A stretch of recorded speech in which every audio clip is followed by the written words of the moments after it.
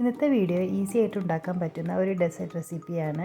Carrot pudding ആണ് ഞാനിന്നിവിടെ ഉണ്ടാക്കുന്നത്. പാർട്ടികളിലൊക്കെ നമുക്ക് സെർവ് ചെയ്യാൻ പറ്റുന്ന നല്ലൊരു ഡിഷാണ്. അപ്പോൾ ഇതിലേക്ക് വേണ്ട ഇൻഗ്രീഡിയൻസ് എന്തൊക്കെയാണെന്ന് നോക്കിയാലോ. ഇതുണ്ടാക്കാനായിട്ട് ഒരു ക്യാരറ്റ് ഇതുപോലെ ഗ്രേറ്റ് ചെയ്തെടുക്കണം. ഞാനിപ്പോൾ 1/2 ലിറ്റർ പാലിൻ്റെ കണക്കിലാണ് ഇത് പറയുന്നത്. പിന്നെ 2 ക്യാരറ്റ് ഇതുപോലെ കട്ട് ചെയ്ത് വേവിച്ചെടുക്കണം. ഇതിപ്പോൾ വേവിച്ചെടുത്തതാണ്. ഇനി ഇതൊരു മിക്സിയുടെ ജാറിലേക്ക് ഇട്ടിട്ട് നന്നായി ഒന്ന് പേസ്റ്റാക്കി അരച്ചെടുക്കണം. കൂടെ കുറച്ച് പാലും കൂടെ ചേർത്തിട്ട് അരച്ചെടുക്കണം. അപ്പോൾ പെട്ടെന്ന് തന്നെ നന്നായി അരഞ്ഞ് കിട്ടും. ഇപ്പോൾ ഇത് അരച്ചെടുത്തിട്ടുണ്ട്. നമുക്ക് അരഞ്ഞ് കിട്ടാനുള്ള പാല് മാത്രം ചേർത്ത് കൊടുത്താൽ മതി. ഇനി ഒരു പാന് ചൂടാക്കി ഇതിലേക്ക് 1 ടേബിൾ സ്പൂൺ നെയ്യ് ഇട്ട് കൊടുക്കാം. ഈ നെയ്യ് ഒന്ന് മെൽറ്റായി വരുമ്പോൾ ഇതിലേക്ക് നമ്മൾ നേരത്തെ ഗ്രേറ്റ് ചെയ്ത് വെച്ചിട്ടുള്ള ക്യാരറ്റ് ഇട്ട് കൊടുത്തിട്ട് നന്നായി വഴറ്റിയെടുക്കണം.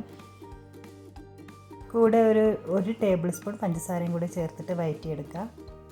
അപ്പോൾ ഈ സമയത്തിന് നമുക്ക് ചൈന ഗ്രാസ് ഒന്ന് സോക്ക് ചെയ്ത് വെക്കണം. അപ്പോൾ ഒരു ഇത്തിരി വെള്ളത്തിൽ 10 ഗ്രാം ചൈന ഗ്രാസ് ഇട്ടിട്ട് ഒന്ന് സോക്ക് ചെയ്ത് വെക്കുക.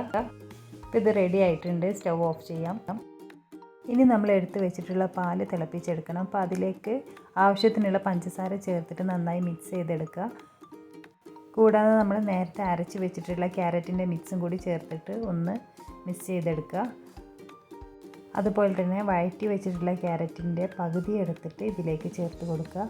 അപ്പോൾ ഈ പാല് വെക്കുന്ന അതേ ടൈമിൽ തന്നെ ചൈന ഗ്രാസ് വേറൊരു സ്റ്റൗവിൽ മെൽറ്റ് ചെയ്യാനായിട്ട് വെക്കണം. ഇതിപ്പോൾ അത്യാവശ്യം ഒന്ന് മെൽറ്റായിട്ടുണ്ട്. ഒന്നുകൂടെ ഒന്ന് മെൽറ്റായി കിട്ടണം. ഇനി ഈ മിക്സിലേക്ക് കണ്ടൻസ്ഡ് മിൽക്കും കൂടെ ചേർത്ത് കൊടുക്കാം. അപ്പോൾ പഞ്ചസാര അതിനനുസരിച്ച് നമ്മൾ അഡ്ജസ്റ്റ് ചെയ്യണം. മിൽക്ക് മെയ്ഡ് ചേർക്കുമ്പോൾ എന്തായാലും പഞ്ചസാര അതിലുണ്ടാവും. ഇതിലേക്ക് 1 ഡ്രോപ്പ് വാനില എസൻസ് കൂടി ചേർത്ത് കൊടുക്കാം. ഇപ്പോൾ പാല് തിളച്ച് വന്നിട്ടുണ്ട്. അപ്പോൾ ചൈന ഗ്രാസ് മെൽറ്റ് ആയിട്ടുണ്ട്. ഇനി ചൈന ഗ്രാസ് ഇതിലേക്ക് ഒഴിച്ച് കൊടുക്കാം. അപ്പോൾ ഇളക്കിക്കൊണ്ടേ ഇരിക്കണം, അല്ലെങ്കിൽ പെട്ടെന്ന് തന്നെ കട്ടയായിട്ട് പിരിഞ്ഞു പോകാനായിട്ട് ചാൻസ് ഉണ്ട്.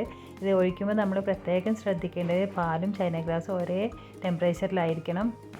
ഇനി നന്നായി മിക്സ് ചെയ്തതിന് ശേഷം സ്റ്റൗ ഓഫ് ചെയ്യാം. അധികം വെയിറ്റ് ചെയ്യേണ്ട ആവശ്യമില്ല. പെട്ടെന്ന് തന്നെ ഒരു ട്രേയിലേക്ക് ഒഴിച്ച് കൊടുക്കാം. ചൈന ഗ്രാസ് ഇട്ടുകൊണ്ട് തന്നെ പെട്ടെന്ന് ഇത് കട്ടിയാവും. ഒഴിച്ച് കുറച്ച് ഒന്ന് തണുത്തതിന് ശേഷം നമുക്ക് ഇഷ്ടമുള്ള രീതിയിൽ ഇത് ഗാർണിഷ് ചെയ്യാം.